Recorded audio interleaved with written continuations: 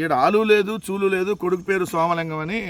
అసలు ఈడ అమరావతిలో ఒక దిక్కు లేదు, ఒక దివాణం లేదు. వర్షం వస్తే మళ్ళీ మొదటి నుంచి బిగించేయాలి.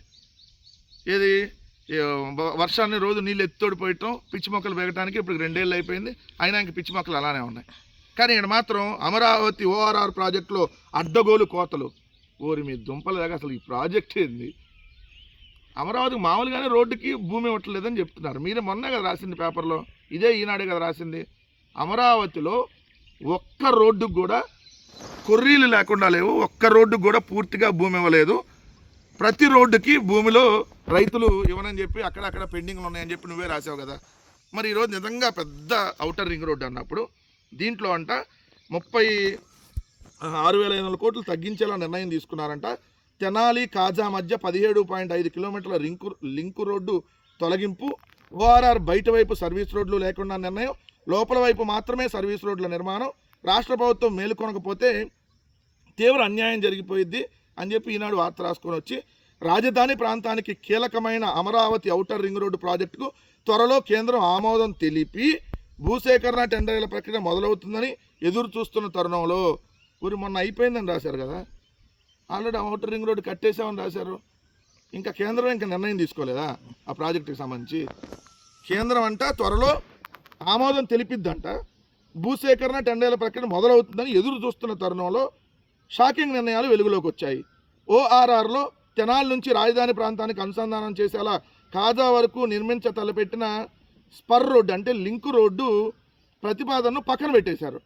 రింగ్ రోడ్డుకు ఇరువైపులా సర్వీస్ రోడ్లు నిర్మించేలా ప్రతిపాదించగా అందులో బయట వైపు సర్వీస్ రోడ్లు అవసరం లేదంటూ నిర్ణయం తీసుకున్నారు. ప్రాజెక్టు వ్యయం తగ్గింపు పేరుతో జాతీయ రహదారుల ప్రాధికార సంస్థ ఢిల్లీ అధికారులు తీసుకున్న ఈ అడ్డగోలు నిర్ణయాలతో ఈ ప్రాజెక్టుపై తీవ్ర అన్యాయం జరిగేలా ఉంది. భవిష్యత్ అవసరాలను దృష్టిలో పెట్టుకోకుండా ఏకపక్షంగా ప్రాజెక్టులో కోతలు పెట్టారు. దీనిపై ప్రభుత్వం స్పందించి కేంద్రంపై ఒత్తిడి తీసుకురాకపోతే తీవ్ర అన్యాయం జరిగే అవకాశం ఉంది. 38,450 కోట్లతో వెళ్లిన ప్రతిపాదన 189.4 కిలోమీటర్ల మేర 6 వరుసల ఔటర్ రింగ్ రోడ్డు, దానికి ఇరువైపులా 2 వరుసలతో సర్వీస్ రోడ్లలో ప్రతిపాదన పంపారు. అయితే ఇక్కడ తెనాలి సమీపంలోని ఓఆర్ఆర్ నుంచి కాజా వద్ద చెన్నై కోల్కతా హైవే వరకు 17.5 కిలోమీటర్ల మేర 6 వరుసలతో స్పర్ రోడ్డును ప్రతిపాదించారు. సో ఓఆర్ఆర్లో నారాకోడూరు నుంచి గుంటూరు శివార్లోని బుడంపాడు వద్ద చెన్నై కోల్కతా హైవే వరకు 5.2 కిలోమీటర్లతో 4 వరుసల మరో స్పర్ రోడ్డును ప్రతిపాదించారు. మొత్తంగా భూసేకరణ, సివిల్ పనులు, ఇతర అనుమతులు తదితరులు అన్నిటికీ కలిపి ఈ ప్రాజెక్ట్ 38,450 కోట్లు ఖర్చు అవుతుందని చెప్పి అంచనా వేశారు. కానీ ఇందులో స్పర్ రోడ్డును పూర్తిగా పక్కన పెట్టేశారు తెనాలి టు కాజా.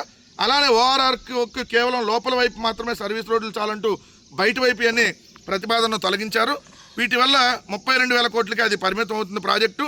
తూర్పు బైపాస్ స్థానంలో స్పర్ రోడ్డు తెచ్చిన ఆ స్పర్ రోడ్డు ప్రతిపాదన కూడా తొలగించేశారు. వెంటనే మేలుకొనకపోతే పోర్చలేని నష్టం జరుగుతుంది. నిర్మాణానికి వినియోగించే, మళ్ళీ నోట్ చేసుకోండి, అమరావతి ఔటర్ రింగ్ రోడ్డు నిర్మాణానికి వినియోగించే కంకర, గ్రావెలు వంటి ఖనిజాలకు చెందిన సీనరేజ్ ఫీజు నుంచి మినహాయింపు, సిమెంటు, స్టీలు తదితరులన్నిటికీ రాష్ట్ర జీఎస్టీ మినహాయింపు కలిపి దాదాపు 1,200 కోట్లు భరించేందుకు రాష్ట్ర ప్రభుత్వం ఇప్పటికీ అంగీకారం తెలిపింది. మళ్ళీ భూసేకరణ వ్యయంలో కూడా 1,000 కోట్లు వెచ్చిస్తామని చెప్పింది. అయినా సరే కూడా అడ్డగోలుగా నిర్ణయాలు తీసుకోవడం ఏమిటని కేంద్రాన్ని ప్రశ్నించాలని రాస్తున్నాడు. అసలు ముందు వాళ్ళకి తెలిసాడా ఏం జరుగుతుందో. కేంద్ర ప్రభుత్వం అమరావతికి సంబంధించి ఏదైతే అమరావతి ప్రాంతంలో ఒక 2 కేంద్ర ప్రభుత్వ భవనాలు, ఒకటి ఉద్యోగస్తులకు సంబంధించినటువంటి ఎంప్లాయీస్కి సంబంధించిన అన్ని ఆఫీసులు ఉండేటట్టుగా ఒక భవనం, వాళ్ళకి సంబంధించిన క్వార్టర్స్ ఇంకో భవనం, ఈ 2 కలిపితే 54 లక్షల చదరపు అడుగులు. 54 లక్షల చదరపు అడుగులు అవుతున్న ఖర్చు 2,500 కోట్లు. కానీ దీంట్లో కూడా అద్దాలు ఉన్నాయి. ఈ బిల్డింగ్లు కూడా మంచి మంచి నీటికి అద్దాలతోనే పెడుతున్నారు. ఈ 2 బిల్డింగ్లకి 54 లక్షల చదరపు అడుగులకి అవుతున్న ఖర్చు కేంద్ర ప్రభుత్వం కడితే చదరపు అడుగుకి 4,747 రూపాయలు, అంటే 2,500 కోట్లు మొత్తం. అదే మనం సచివాలయంలో అద్దాలు పెట్టడానికి 2,500 కోట్లు ఖర్చు పెడుతున్నామని చెప్పారు. మరి వాళ్ళు మొహాన్ ఉమ్మేరు ఇక్కడ అవినీతి జరుగుతున్న, అక్రమాలు జరుగుతుందని. మనం ఆల్రెడీ మన దగ్గర అమరావతిలో సచివాలయం ఉంది, హైకోర్టు ఉంది, అదేవిధంగా ఏదో అసెంబ్లీ ఉంది. కానీ మళ్ళీ కొత్త ఈ 3 కడతామని చెప్పి 14,000 కోట్లు అని చెప్పి ఇస్తే మరి వాళ్ళకి జరుగుతుందంతా తెలియదా?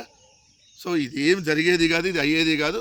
ఈ అంతే ఈ 3 సంవత్సరాలు ఇదిగోండి అక్కడ రింగ్ రోడ్, ఇదిగోండి అక్కడే హైవే, ఇదిగోండి ఇక్కడ ఈ బిల్డింగ్ వస్తుంది, ఇదిగోండి అని చెప్పి ఈ షో చేసి మళ్ళీ ఎలక్షన్కి వెళ్ళేటటువంటి ఇది. నేను వస్తే మళ్ళీ ఇవన్నీ కంప్లీట్ అవుతాయి, లేదంటే ఆపేస్తారు, జగన్ వస్తే అని చెప్పి ఒక దుష్ప్రచారం చేసేసి మళ్ళీ ఎన్నికలకు వెళ్ళేటటువంటి ఆలోచన చంద్రబాబు నాయుడు చేస్తున్నాడు అనేది ఇక్కడ చూస్తేనే మరోసారి స్పష్టమవుతా ఉంది.